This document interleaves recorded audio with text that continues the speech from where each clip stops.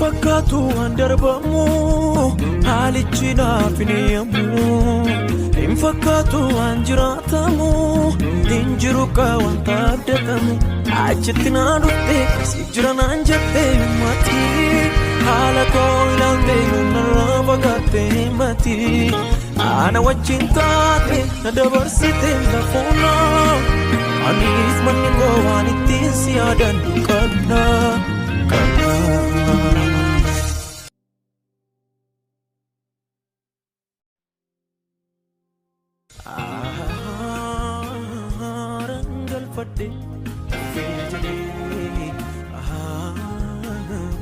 Arangal fadir kursina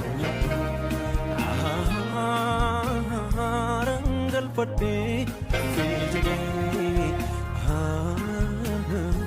arangal fadir kursina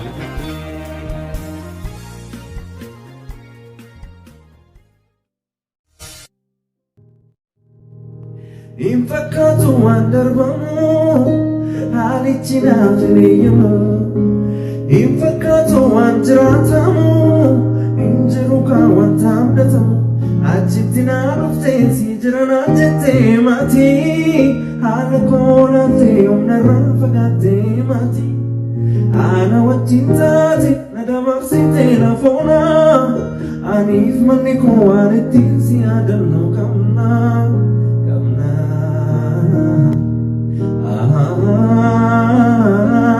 Arangal fadir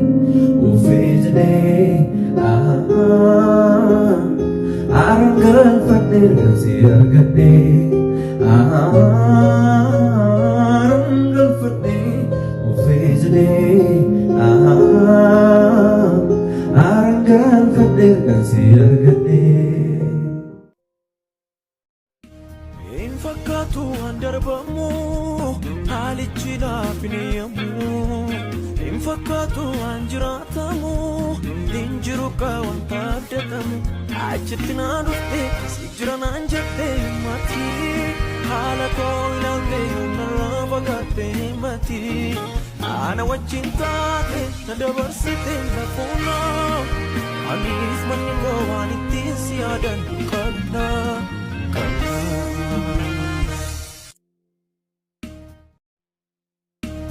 Infakatu waan darbamu haalichi naaf hin eeyyamu. Infakatu waan jiraatamu hin jiru kaa wanta abdatamu. Achitti naa dhufte si jira naan jette himati. Haala koo ilaalte narraa fagaatte himati. Ana wajjin taate na dabarsite lafoona. Anis manni koo waan ittiin si yaadannu qabna.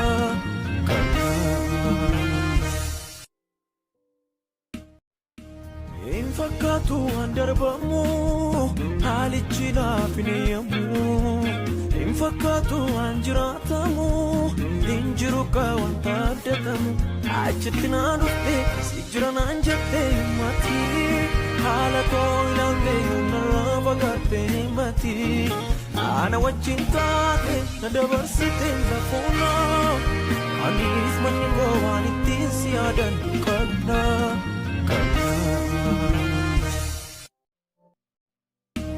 Infakatu waan darbamu haalichi naaf hin eeyyamu.